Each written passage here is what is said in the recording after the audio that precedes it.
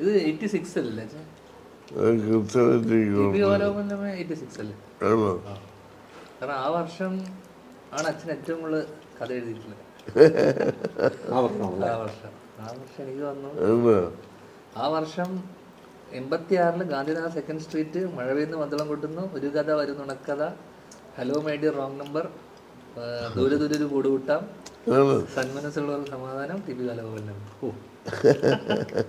ഒറ്റ വർഷം 1, 2, 3, 4, 5, 6, 7, 9 പടം, 10 പടം. എല്ലാം സ്ക്രിപ്റ്റും ഉണ്ടല്ലോ ഇല്ലേ?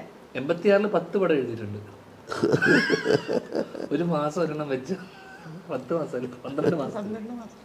അപ്പൊ ഇത് ഇറങ്ങുക എഴുതുക അങ്ങനെയായിരുന്നു. അന്നേരം വീട് എടുത്തുകൊണ്ടിരിക്കുന്നത്. പിന്നെ സത്യമായിട്ട് എപ്പോഴും പറയുന്ന കാര്യം എന്താ പറഞ്ഞാൽ, ശ്രീനിനെ കൊണ്ട് സ്ഥലം എടുപ്പിക്കണം, എന്നാൽ പിന്നെ ശ്രീനി വേഗം എഴുതുന്നു. പൈസക്ക് ബുദ്ധിമുട്ടുള്ള ഇല്ലേ? എന്തെങ്കിലും എന്നാ പിന്നെ വീട് വെക്കുന്നുണ്ട്, പൈസക്ക് ബുദ്ധിമുട്ടുള്ള അതുകൊണ്ടാണ് അങ്ങനെ ഇരുന്ന് എഴുതിയത്.